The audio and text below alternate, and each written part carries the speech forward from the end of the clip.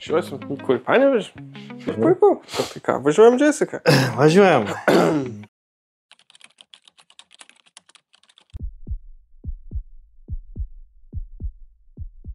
Taigi, sveiki sugrįžę į Kovotojo kodo kanalą. Šiandieną lankomės Armory LT parduotuvė, kuri yra įsikūrusi Vilniuje, Kareivių gatvė 9. Ir šnekėsime su Tomu, su vienu iš Armory LT įkūrėjo ir pasikalbėsime apie turbūt, kas yra svarbiausia dabar naujai įstojusiam šauliams, kurie yra įsilaikę ir A kategorijos ir visą kitą, kaip pasirinkti ginklą. Bent jau iš mano asmenės patirties, kaip tik turėjau galimybę pirkti ginklą, norėjau 14,5 kaip pavyzdys vamzdžio, nebuvo, pasimiau 16 ir daugiau nieką nesigilinau. Tiesiog nusipirkau ginklą, o dabar praėjus 2 metam pas mane jau mintis, jau čia kas veikia, čia neveikia, čia tinka, čia netinka, tai iš tikrųjų įsirinkti ginklą, tai yra šioks toks, kaip pasakyti, ir mokslas, reikėtų ir suprasti. Yra to truputuką, kaip sakant, reikia ir tų žinių turėti, reikia žinoti, kaip sakant, pagrindinius 4 dalykus. Tai yra kalibras, tai yra dujų nuvedimo kokią sistemą, kai irgi apkalbėsim šiandieną, tada reikia žinoti pagaminimo šalį, ir ką, reikia žinoti vamzdžio ilgį ir graižtą. Tai vat pagrindiniai tokie 4-5 dalykai, kas, jeigu žinai, tai gali pirkti aiškiai daiktą, kuris tau tarnaus, su kuriuo galėsi dirbti ir jis bus tikslingas pirkinys, kaip sakant. Kurio ten nereikės po kažkelių metų kažko dadurinėti, kažko daryti, kad būtų aiškus, stabilus ir geras dalykas nuo pirmos dienos. Tai va, tai dabar jeigu pradeda taip nuo pradžių, tai į ką pirmą reikėtų atkreipdėmėsi, kaip norint įsirinkti ginklą, tai jau aš noriu ginklo. Pats pirmas patarimas, į ką? Pagal ką renkamės? Pirmas patarimas, ką aš galėčiau duoti kiekvienam šauliui, tai yra išsiaiškinti, kokį paskirčiai tau tas ginklas yra reikalingas. Ta prasme, nes tu gali būti, sakykime, orientuotas į šturmą. Tada tau reikia, sakykime, trumpo ginklo su trumpu vamzdžiu, kad galėtum per pastatą eiti, ten už turėklų neužkliūt, greitai operuoti, kad priešas vamzdžio galą tu nepagautų. Kaip sakant, reikalingas trumpas. Jeigu tu esi, sakykime, nori būti taiklus ir šaulys, arba esi, ir tavo tikslas yra taikinys už kilometrų, tu, sakykime, su 10-11 colio vamzdžiu tau bus labai problematiška, tada tu reikės ilgesnio. Tai vėlgi, sakyčiau, pirmas toksai dalykas, reikia išsigryninti, kokiai paskirčiai būtent tu ginklą naudoji. Susirast tą nišą ir tada pagal tą nišą, kurią tu jau atradai, rinktis tam tikrą ginklą, kurio tau reikia būtent. Nes vėlgi, kai galim grįžti prie to pačio, kad nešturmuosi, sakykime, su tokio dydžio, sakykime, Heckler Kochu, nes jis bus jau visiškai nepatogus, jis yra ryškiai per ilgas, sakykime, ir, kaip sakant, jis klius. Jis klius visur, ant turėklų, ant kitų detalių, kaip sakant, pastato, ir tai jau nebe šturmo karavinas. Taikliajam šauliui, kita vertus, čia yra idealus dalykas, nes ir kalibras 308 yra puikus, ir ta bazė yra labai gera, ir ilgas vamzdis reiškia, kaip sakant, tolimas atstumas, daugiau taiklumų. Tai viskas labai paprasta šituo aspektu. Tai pirmas dalykas, tai yra, kaip sakant, paskirtis. Tai Ok. Tai dabar, aišku, kaip aš pirkau ginklą, tai pas mane minčių apie dujų, tarkim, ARS-15, apie dujų nuvedimo sistemą net nebuvo jokių. Kažkada kažkur važiavam, tai čia direct impingement, čia short stroke piston, kas, kur, kaip? Tai gal pliusai, minusai ir kas tai yra iš tikrųjų? Tai iš principo pagrindiniai erai Lietuvoje, kurie yra, jau ir būna 2 sistemų. Tai čia kaip angliškai aš pasakysiu paprasčiau, tai yra stūmoklinė sistema ir tiesioginio dujų nuvedimo vamzdelio sistema. Tai ko jos skiriasi? Stūmoklinė sistema yra praktiškai paimta iš Kalašnikovo bazės, jinai yra piškiuką paprastesnė, ten yra tiesiog stūmoklis, kaip sakant, spiruoklė, po to drąsiai paradysim, ko grinai skiriasi, jinai yra, kaip sakant, truputuką patikimesnė, joj visada yra dažniausiai, bent jau pavyzdžiui mūsų variante Grand Power M4M yra reguliuojama dujų kamera, kas tau jau ateityje užbėgs už akių, tai yra gerai duslintuvam, nevalytėm ginklam, papildomam priedam, tas, kaip sakant, taip išplatina tą pasirinkimą, kas yra geriau. Iš kitos pusės, yra labai didelis, kaip sakyti, mitas dar nuo Vietnamo karo laikų, kad tiesioginis dujų nuvedimas yra nepatikimas. Jeigu jūs ten tą ginklą 10 metų laikysit pelkiai ten užkasti ir po to ištrauksit ir mėginsit šaudyti, bus taip. Bet iš principo tiek viena sistema dujų yra patvari ir patikima, tik kita. Skiriasi pagrindė valymo ypatybės. Tai tiesioginis dujų nuvedimas, kadangi visa sistema, kaip sakant, ant ginklo grįžta atgal, kaip sakant, visos dujos, jos grįžta išeina čia ir jos grįžta į spyną. Tai sakykime, jum pagrindiniam ginklo kebule, korpuse, tai yra, kaip sakyti, spinoje, rankenėlėje, letinoje, tai liaudiškai vadinamų valymo bus ryškiai daugiau. Tai kaip sakant, jūs ant tiesioginio nuvedimo ginklo įsivalysit kas 400-500 šūvių, nes jau spinoje gali, kaip sakant, daryti malfunction. Su tiesioginiu, kaip sakant, nuvedimu, tai va čia yra tas minusas. Su stumokliu, kam yra jo pliusas, visos dujos išeina čia pro atvirą stumoklį, didžioji dalis. Tai reiškia ir pati, kaip sakyti, spina ir vamzdis, jie taip neapsineša paraku, todėl jis yra, sąlyginai švaresnis ir patikimesnis, kaip sakant, variantas tą. Tai dabar iš tikrųjų bent jau aš pats asmeniškai susiduriu, kaip šaudau su savo ginklu, tai biškiai tas dujų bezdėjimas į veidą. Šiek tiek ašaroja akis ar dar kažkas, tai vat su tiesioginiu nuvedimu taip yra, o su stumokliu jau turbūt... Jo, tai su stumokliu, kur yra jo visa labai paprasta paslaptis, tai tuomės į greitai čia, kaip sakant, ištaisykim, patikrinkim, kad jis nebūtų užtaisytas, viskas yra tvarkoj. Tai va šitoj dalykė galima nusimti apsodą, kaip sakant, ir labai greitai pasižiūrėti, kur yra jo ta pati specifika.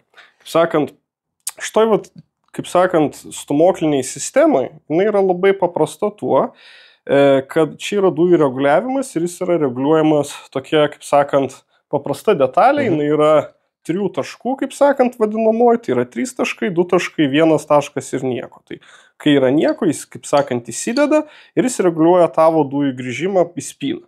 Tai grįžtant prie to duslintuvininko klausimo tokio, tai jis turi specialią padėtį, tai yra 3 padėtis, kada tu ją atsuki, tu gali šaudyti duslintuvų ir tau visiškai nebesdai veidą. Kaip sakant, visos dujos jas išeina per čia.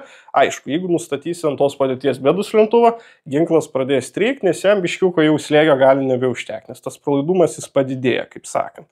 Tai yra tas.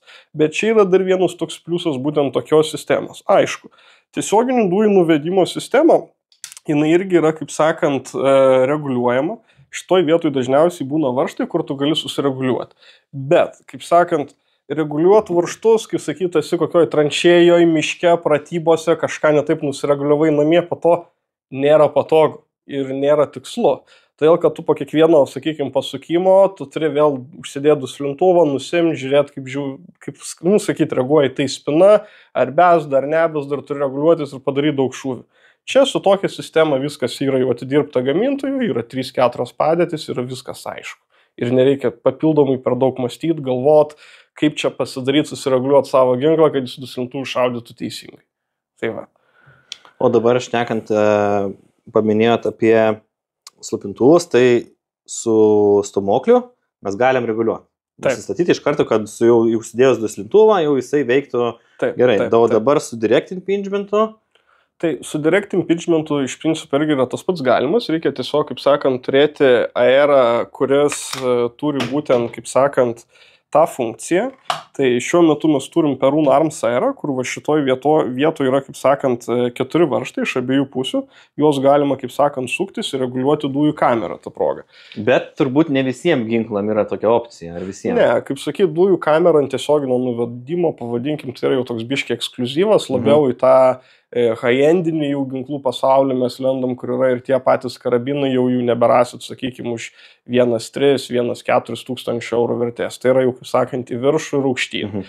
Tai nes jeigu norit jų papildomų, kaip sakant, modifikacijų, kokybės nesukt ateityje galvos, reikia ir painvestuoti, kaip sakant, į tai.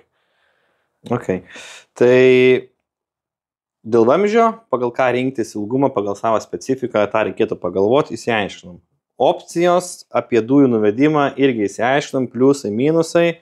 Tai dabar pats turbūt aktualiausias klausimas, tai yra semi ir full auto. Ja? Nes aš atsimenu, eik tu baig, kam tu tas automatas, full auto, modas, taigi tu nebėgsi kaip komando, žinai, nešaudysi kaip Rembo. Taigi matai, per filmus, sopai eina 1-2-3 šūviai ir viskas, visi taip juda. Tai ir visi tada galvoja, full auto tikrai nereikia, tu niekada gyvenime nenaudosi to full auto, niekada nešaudysi. Bet turbūt informacijos jūs irgi turit, kur tas full auto ir kodėl nesemi auto. Tai dabar, aišku,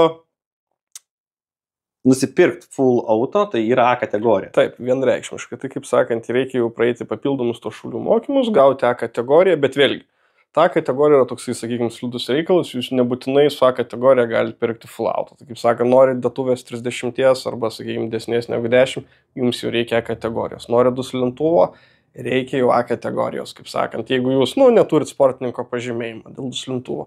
O dabar kur yra tas pagrindinis skirtumas pilnai automatinio ir pusiau automatinio ginklo?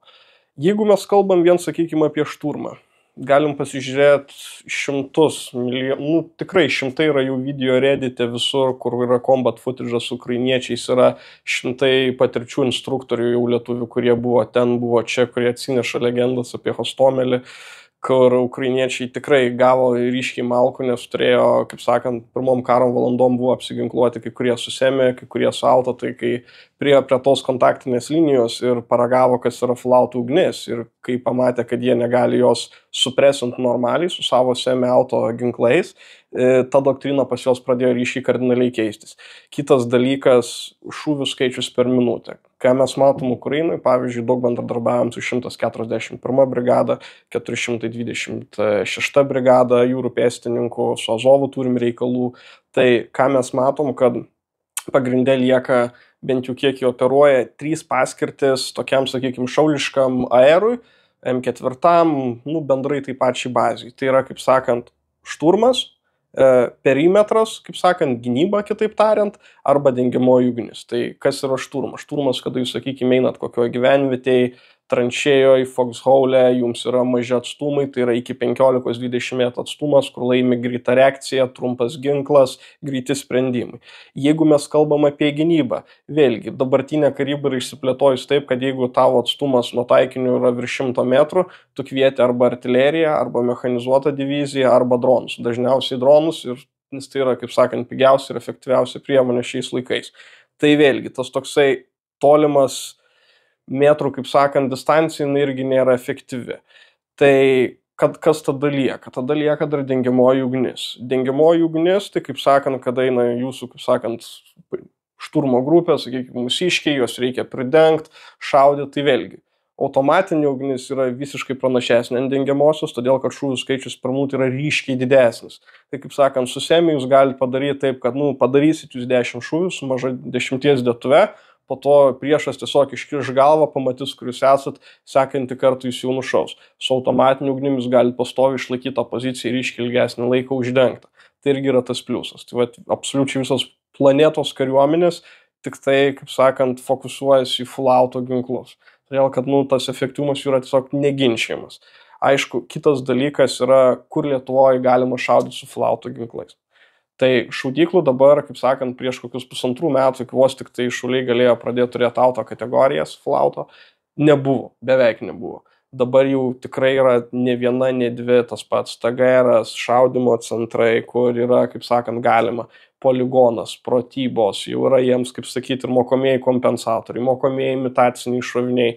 Tai tas full auto, kaip sakant, full experience'as tikro to treningo jis yra ir, kaip sakant, jau yra ir tokių piliečių, kurie, kaip sakant, visos rinktinės yra su full auto apsiginklavę, sakykime, būriuose rinktinių, kur jau jie vien grinai ir treniruojasi ant full auto drillų, kas yra labai, sakykime, sveikintina. Ir kai su vienu iš jų vadų, kaip sakant, neseniai bendrauju, tai ir klausiu.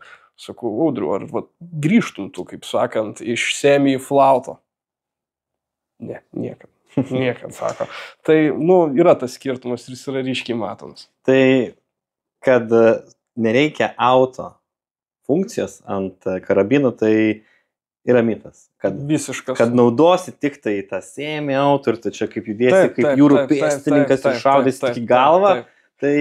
mes visi galim, apsimest, kad priklausom Amerikos Delta Force'ui, kuris yra 0,01% visų Navy Sealsų populiacijos, bet iš principo, jeigu kalbam apie, sakykime, vidutinį karį, vidutinį vartotoją, vidutinį šaulį, mes neturim tiek pasiruošimo, tiek įdirbio, kad mes galėtumėm, kaip sakant, operuoti ir taip pasitikėti, kaip sakant, savo ginklu. Pavyzdžiui, aš pažįstu vieną ex-amerikietį sniperį, kuris Afganistane į savo laudautą pasimdavo tik tai 1.223 riflą, kaip sakant, jis buvo sniperio pozicijoje ir jis pasimdavo vieną dėtuvę. Jam užtekdavo 20 šovinių 3 dienom. Ta prasme, nes jo buvo sniperio pozicija, kad būtų lengvesnis, kad jis galėtų greičiau judėti ir taip toliau. Bet mes vėlgi kalbam apie visišką profesionalą, kuris ties tuo dirba 10-12 metų ir žino, ko jis nori. Tai paprastam vartotojui, paprastam kareiviui, paprastam šauliui siūlau ryškiai paprastesnį sprendimą ir žiūrėti tai, kaip sakant, nusemti tokią profesionalo kepurę ir pamėginti, kaip sakant, pradėti nuo pačių pagrindų, nes priešai karyboje klaidų neatleidžia. Tai, tai aš pirkau savo ginklą, jo kaina buvo, tai dabar turbūt visi irgi, kurie dar, neprisižiūrėję, neprisibrauzinę visų parduotuvų, visą ko, jie galvoja, čia full auto, čia, žinai, kainos, kosminės, visą kitą. Mano ginklas, aš kurį pirkau, tai kainavo 1,6, jo, ir semi auto, ne? Tai dabar, būtent pas jūs parduotuviai, koks pasirinkimas yra tarp semi ir full auto, ir kainų tas skirtumas, nes kai kurie aš galvos, o čia, štuka ten, štuka čia. Jo. Iš tikrųjų, nėra tokio jau didžiulio kosminio skirtumo tarp, sakykime, full auto ir semi auto. Jeigu žiūrėt, sakykime, iš detalės, dabar daug ginklų prekeivių ant manęs gali supykti, todėl kad aš pasakysiu labai paprastą dalyką. Čia yra uždėta tik tai viena metalinė plokštelė, iš principo viena pakeista dalis nuo standartinio R15, kurie ten keičia jo visą tą kainą. Tai savikainos ginklo tas praktiškai nei kiek nekeičia, tai ginklas yra įkainotas pagal savo, sakykime, price range, jis įkainotas yra stabiliai normaliai. Tai pas mus, ką mes turim iš full auto versijų, tai yra Grand Poweris M4M, tai yra su stumokliu, jis kainuoja 1800 ir turim pigesnę versiją Grand Power M4 su tiesioginiu dujų nuvedimu, tai yra visiškas standartinis amerikietiškas AR-as, kuris, jau kaip amerikietiškas pyragas yra visiška klasika, kuris kainuoja 1,6 ir kartais žemiau akcijas darom irgi su jais. Tai kaip sakant, ta kaina nėra tokia labai didelė, nes pavyzdžiui, jeigu mes galim tą dalyką lyginti, sakykime, su kokiais Heckler Koch karabinais, tai jo, tada tokiu atveju, pavyzdžiui, G36 kainuoja atsivežimui apie 4000, o jeigu imam MR 223 Heckler Kochą, tai apie 3,5. Tai tas kainos, kaip sakant, santykis yra labai didelis, bet vėlgi, kiekvieno aero vamzdis dar niekas nesukūrė tokio aero, kurio vamzdis laikytų daugiau negu 20 000 šūvių. Tai iš principo biškių, kad tai permokėt, nėra labai didelės prasmės. Bet tai dabar aš šnekant, tarkim, ta kainos skirtumas tai yra 200 eurų. Grubiai. Iš principo, gal kažkokie nulaidėlė, dar kažkas, bet grubiai 200 eurų, ne? Ir mes šnekam apie full auto ir šnekam apie stumoklį. Taip. Ne direct impingement, tai ilgamžiškumas. Taip. Tai turbūt aš bent jau kiek suprantu, jūs mane pataisysit, tai ilgamžiškesnis bus su stumokliu. Vienareikšmiškai taip. Čia, kaip sakant, paprasta fizika. Kuo į spyną mažiau patenka šiukšlių, tuo mažiau jinai turi trinties, tuo mažiau jinai dėvisi, tuo, kaip sakant, tolerancijos spynoje ir ginkliai yra mažesnės, netaip jos didėja, ginklas taiklesnis, patikimesnis, viskas to, kaip sakant, eina tik tai gerą pliusą. Tai vienareikšmiškai taip. Tai, kaip sakant, fizikos neapgaus. Taip. Ir pas mane, tarkim, bent jau mano padaryta klaida ar neklaida, ar neapsižiūrėjimą, nepagalvojimą į, tą pasakyti, į tolimesnį ateitį. Noriu čia ir dabar ir perku ginklą. Duokit čia, ačiū, viso gero. Taip. Po 2 metų, noriu full auto. Ok. Ar yra kažkaip, ar galiu kažką pakeisti, kol kas pas mus Lietuvoje gal apie tai dar nešnekam. Taip. To gal dar tos galimybės nėra, bet dabar realiai kur mes galėtumėm iš karto pagalvoja, aš noriu stumoklio, jisai bus ilgaamžiškesnis, aš dėsiu dar gal ir stupintuvą, yra reguliavimas geresnis. Taip. Ir full auto plus, ne? Ir kainos skirtumas 200. Jo. O dabar reikėtų, tai dabar reikia pirkti vėl visą naują ginklą, kuris gaus vėl dar papildomą. Taip. Aš manau, kad skirtumas žiūri mažas, o ta nauda pačiam yra ryškiai didesnė. Taip. Čia, kaip sakant, su ginklu yra lygiai tas pats, sakykime, kaip ir su mašina.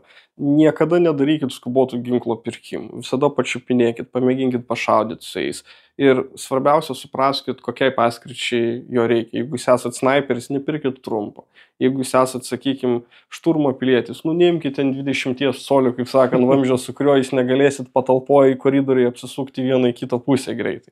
Prasme, viskas priklauso būtent tam, kam jūs, sakykime, tą ginklą perkat. Jeigu jūs perkat, sakykime, tarnybai, kad ginti tėvynę, mus visus būti pilietiški šauliai, full auto yra vienreikšmiškas dalykas, kuris veikia, kas yra patikrinta ir kas turi pranašumą. vėlgi, pusiau automatiniai 16 colių, nėra blogas dalykas, ta prasme, kaip taiklio šaulio ginklas, viskas tvarkoj. Bet vėlgi yra niuansas, jeigu tu ant jo nori užsidėti duslintuvą, jis tada toks jau labai ilgas bus. Tai iš turma ar eitum tu su tokiu? Aš manau, kad, jeigu nėra kito pasirinkimo, tai reikšmiškai.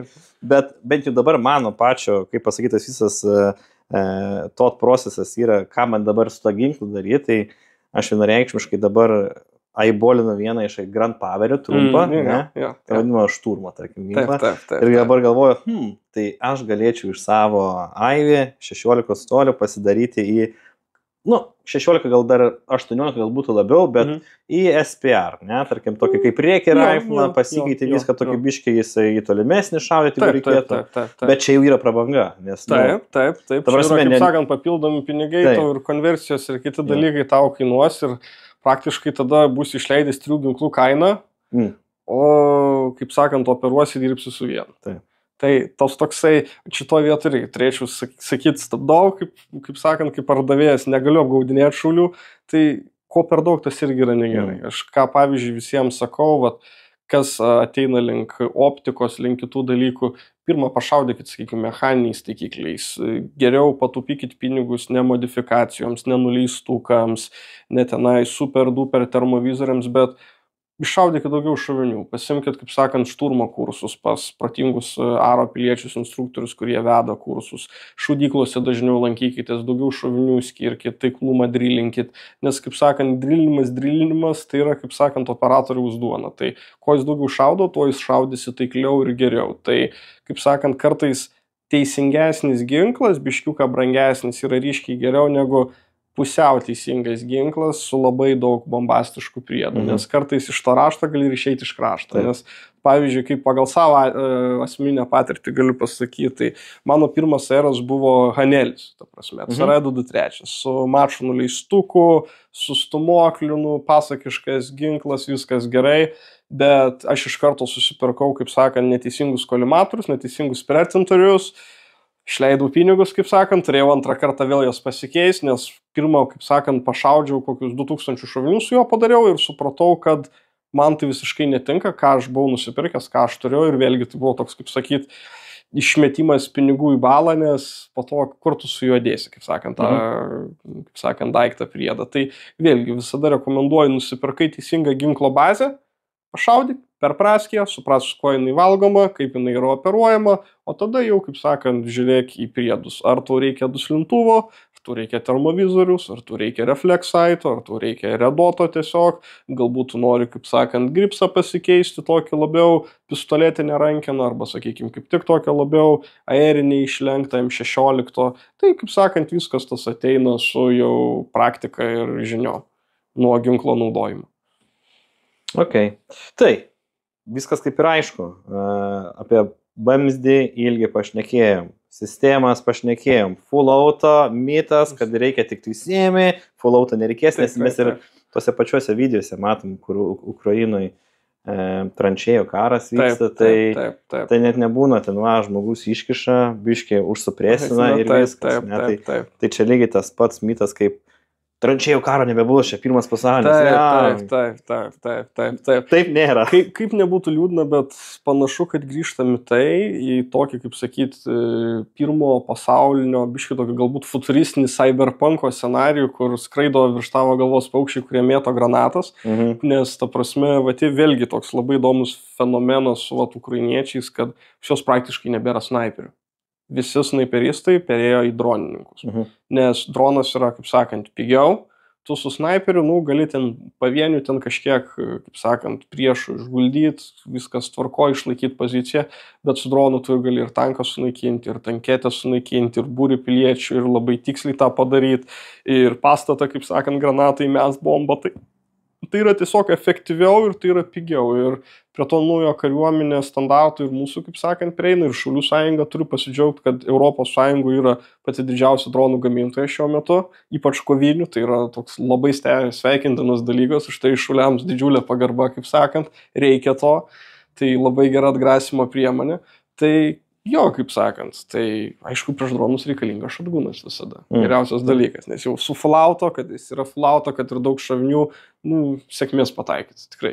Nuoširdžios sėkmės pataikyti skrendant droną. Nemanau, kad, galbūt įmanoma, bet labai sunku. Tas pats, kaip perkant loterijos bilietą įmanoma. Jo, šansą turi visada, ta prasme. Taip. Tai čia lygiai viltis durnimuotina, žinai, čia iš tos serijos. Ok, tai dabar žiūrėk, pašnekėjom apie šturmą, pašnekėjom apie taikliuosius, ne? Taip. Tai dabar vamzdžių ilgis rekomenduotinas šturmui. Nuo iki. Sakyčiau, šturmo pagal dabartinę, sakykime, ukrainiečių doktriną, ką jie naudoja 10-11 colių, iš bėdos 12,5. Bet 12,5 jau skaito, kad jis yra biškiuką per tolimas, nes jau gali tu jį už vamzdžio galą pagriebti, jeigu, sakykime, eini per duris. 10-11 yra, sakykime, pats gazas, pavadinkim jo. Jeigu mes einam prie taikliojo šaulio, 14,5 ir virš. Optimaliausia yra nuo 16 iki 20 colių vamzdžiai. Tai yra faktiškai nuo 20 yra jau tokie jau pilnai snaiperiniai beveik, jau čia jau snaiperio klasė. Tai, sakykime, nelyskim šiandien, tai erai va tokie ilgi yra.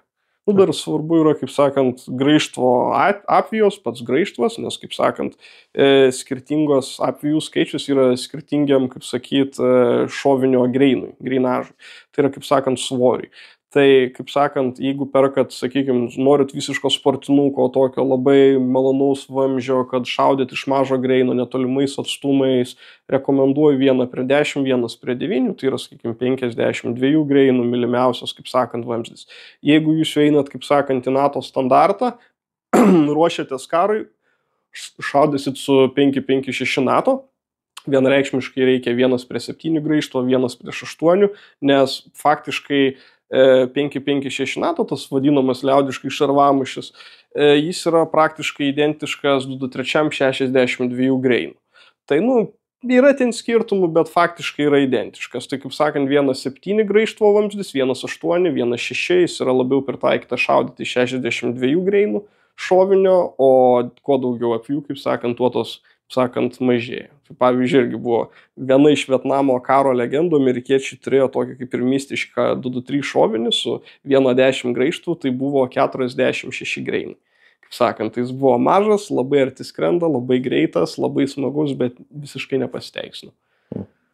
Gal aš manau, vertėtų pasižiūrėti, palyginti, kaip atrodo vamzdžių ilgiai, kad pats žiūrovas, kuris dar neturi ginklo, neįsivaizduoja čia 14, čia tik 2 cm, čia dar kažką, žinai, skirtumas, kaip jisai realiai atrodo, koks yra skirtumas. Tai čia turime 2 ginklus, tai vienas yra 14,5 colio, kitas yra 11. Tai ir pasižiūrėkime. Dabar irgi, prieš žiūrint, kaip sakant, noriu pabrėžti tokį dalyką, dažniausiai ginklų ilgiai, kaip sakant, vamzdžio pagal amerikietišką standartą yra, kaip sakyt, matuojami coliais. Jūs galim konvertuoti centimetrą, tai jeigu jūs ateisite į ginklų parduotuvę, sakykime, bet kur, ar Europoje, ar USA, ar Lietuvoje, pasakysit centimetrais ilgį, ginklų pardavėjas, tai papurtis galą, sakyk, tu man geriau colį, žinai. Tai turim 2 skirtingų ilgio ginklus, kaip sakant, čia yra 14,5 variantas, tai, kaip sakant, tituluojamas pats universaliausias ir dabar, sakykime, tos jau naujos ukrainietiškos doktrinos 11 colių ginklas. Iš principo, ką mes galime matyti, kad tas skirtumas nėra toksai jau, kaip sakyt, labai didelis. Bet ką tas pats ginklo ilgis, kaip sakant, duoda, taip atskirai pamačius, tai ryškiai atstumas, kaip sakant, atstumo taiklumas. Tai yra 14,5 vamzdžio ginklas, jis, sakykime, ant 100, 150, 200 metrų atstumų ryškiai tas matosi kulkos kritimo skirtumas, tas taiklumas. Tai pavyzdžiui, tiem šauliams, kurie yra, sakykime, taiklieji šauliai, kurie nori būti snaiperiais, kuo ilgesnis vamzdis, tuo taikliau, tuo gali didesnių atstumų, kaip sakant, šaudyti. Aišku, atrodo tas, kaip sakant, 11-14 sudėjus ten colį toks skirtumas, bet iš tikrųjų duoda ryškų poveikį tam. Ok. Tai ir tada turbūt, manau, kad žiūrovom, mes pradžioje pradėjom šnekėti apie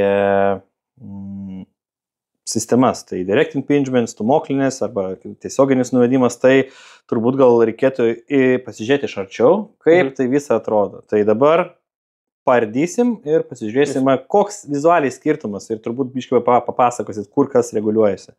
Tai pardom ginklus. Jo. Okay, tai dabar pasižiūrėkime į sistemas. Ir biškai papasakos. Tomas, kokios yra sistemas? Tai va, iš principo turim dvi sistemas, pagrindinės, kurios stovi aerose. Tai yra stumoklinė sistema, čia va, kaip matot, yra stumoklis, čia yra dujų kameros, kaip sakant, reguliavimas. Tai jis turi 3 padėtis, kaip sakant, matosi yra įbrėžimai, rėžiai šitose vat vietose. Tai kaip sakant, 3 pozicija tai yra duslintuvas, 2 pozicija tai yra paprastas šaudimas, 1 pozicija tai yra, kaip sakant, kada ginklas yra, sakykime, iš vandens, iš pelkės ištrauktas su labai daug žemės ir taip toliau. Tada mes turim tą originalią tiesioginio nuvedimo, kaip sakant, sistemą dujų. Tai visos dujos iškeliauja, kaip sakant, pro šitas, kaip sakant, skylutes. Ir dabar, kur vat yra tas mitas, kad šita sistema yra nepatvari? Jeigu šitas vamzdelis jums užsikiša, faktiškai ginklas jums gali nebefunkcionuoti, kas yra pakankamai blogas dalykas, kaip sakant, jeigu jūs kariaujat, jūs to tikrai nenorit. Tai kaip sakant, kad šitą dalyką išvengti yra daromi labai įvairiausi, kaip sakant, apsodai, kurie yra stengiamasi padaryti taip apsodą, kad jis uždengtų tą vietą pilnai, bet vietoj to, kai mes tada tą turim, tai kaip sakant, kai dujas grįžta atgal, dažniausiai spina apsineša ryškiai labiau parako nuo tiesioginio negu nuo stumoklių. Kitas niuansas yra su tiesioginiu dujų nuvedimu, kad jeigu mes turim, vat, kaip šitam jau yra reguliuojama dujų sistema, čia yra Perun Arms ginklas, kaip sakant, mes turim va šito vietų, kaip sakant, reguliuojama kamera. Jis yra jau reguliuojama šešiakampiais, kaip sakant, varžteliais ir jūs jau šitą dalyką turit reguliuotis pagal savo duslintuvo, kaip sakyt, parametrus arba šaudimų. Tai vat kuo dar vienas dalykas, kad stumoklis yra ryškiai pranašesnis, tai, kaip sakant, kada jis yra atvira sistema, kad jie apsineštų šiukšlėm bendrai ir užstriktų, yra praktiškai beveik neįmanoma. Nebent jinai jums užklius ir užstriks tik tai tuo atveju, jeigu jūs specialiai norėsite tai padaryti. O tiesioginis nuvedimas, jis turi biškiuko tokio nepatikimumo toj vietoj, bet vėlgi, kiek rodo bendra praktika, kiek yra, pavyzdžiui, Ukrainos fronte ginklų amerikiečių pagal doktriną. Tiesioginis, kaip sako, nuvedimas yra labai populiarus ir irgi greuna mitus, kad jis yra nepatikimas. Ok, tai pasižiūrėjome iš arti, kaip atrodo visos sistemos. 3 reguliuojama, nereguliuojama ir tada stumoklis. Ir dabar minėjai, kad dažnas galvoja, kad ta prasme jis gali nefunkcionuoti, jeigu įsineš pats vamzdelis. Tai čia, kur sakei, kad yra skylutės, ne? Tai aš žinau ir girdėjau, kad jūs darėt testus. Taip. Tai vat, tas klausimas, tai čia palauk, čia užtenka tik tai vandens ar dar kažko ir čia šakės. Tai iš principo, ką mes buvom padarę, tai mes kurios pirmą kartą įsivežėm, nes, kaip sakant, nenorėjom paduoti rinką tokios produkcijos, kuri būtų nefunkcionuoti. Ką mes padarėm? Mes padarėm wear and tear maksimalų testą. Tai ką mes padarėm? Mes paėmėm M4, paėmėm M4M, nuėmėm jų apsodus pilnai, kad jie gautų tiesioginį kontaktą su šiukšlėm, dulkėm, purvu ir kitais dalykais. Sėmėm lapkričio mėnesį vonelę, įkišom vieną į purvą, įkišom sekantį purvą, leidom šalt, tada su tokiu guminiu plaktuku mes jūs biškiuką taip apkaliam, kad tie blokai užšalę ledo nukristų ir mes darėm testą su 2500 šovinių ant vieno ant kito. Ką galiu pabrėžti, nei vienas, nei kitas neparodė jokių strigimų. Bet irgi tas matėsi skirtumas, kad M4M pagrinde nebuvo ant tiek apsinešęs ir purvas iš jo ryškiai greičiau sistemos išėjo, todėl kad stumoklinė sistema tiesiog išmeta lauk, nes yra tas stumimas dujų iš šonus, kas yra ryškiai geriau. Su tiesioginiu nuvedimu, kokio mes pastebėjom su tuo problema, kad didžioji dalis počio to purvo apnašų jie pradėjo kaupti spinoj iš karto. Ir pats ginklas iššaudė, taip, strigimų nebuvo, saiklingas buvo liuks, viskas ok, bet pati spina pradėjo jinai dirbti lėčiau ir prasidėjo toksai, kaip sakyt, nemalonu operuoti ginklų, jis jau toksai jau jauti, kad jis biški toks kaip ir pavargęs, jau lėtesnis ir šūvio reitas tas yra. Tai yra biški to negerumo, bet iš principo ir vienas ir kitas tai yra stereotipas, kada aerai stringa. Tai geras aeras, teisingai surinktas, su teisinga sistema, jis dirba pačiom bjauriausiam sąlygom ir su jo problemų niekada nėra ir nebus. Super, tai manau dabar sekantis video ir sekantis kartas, kaip mes matysim Grand Power, tai jau bus turbūt savo pačiam, kaip pasakyti, javų žydėjime, jisai, kaip jisai veikia, kaip jisai šaudo. Taip. Tai sekit Kovotojo kodo kanalą, pamatysite dar tikrai neblogo turinio ir pamatysit, kaip šitie gražuoliai veikia lauke. O patarimas, turbūt bent jau iš mano asmeninės pusės, ir aš čia tai patikėkit manim už kadrą dar kiek išmokau, kiek ir sužinojau, šnekėdamas su Tomu, tai yra tikrai neįkainomas dalykas. Ir pats supratimas ir akis atsiveria tikrai daug daugiau ir pradedi galvoji vieną, dabar pradedu galvoti kažką kitą, tai jeigu esat šauliai ir turit tą kategorijas, dar neturit nusipirkę ginklo ir planuojat pirkti ginklo, tai nedarykit mano klaidos, kas buvo pats pirmas būkštai ir man bus gerai. O ateikit į Armory LT, pasišnekėkit, čia vat, kol už kadro buvo atėję žmonių, žinokit, šnekasi, tikrai konsultuojasi ir yra super ir geros žinios perduodamos, tai jeigu galvojat pirkt, ateikit tikrai, žinių bagažas didžiulis. Sakant, taip, ginklų kultūra Lietuvoje dar tikrai nėra labai aukštam lygiai, tai mes iš tikrųjų džiaugiamės tuo, kad mes visada konsultuojam klientam, padedam, jeigu neturim ginklo arba turit ginklą, kuris stringa, neveikia, ateikit, pakonsultuosim, pažiūrėsim, paardysim, pažiūrėsim, kur problematika, kur geri dalykai. Jeigu norit šiaip ateit padiskutuoti drąsiai, atsineškit savo erą, pažiūrėsim, vėlgi paardysim. Čia, kaip sakant, problemų nėra, broliam, šauliam pagalba visada išskėstom rankom, kaip sakant, iš mūsų. Tai va, ačiū Jums, ačiū tau, Tomai, ir dėkui, kaip sakant, ir iki kitų kartų. Viso, sėkmės.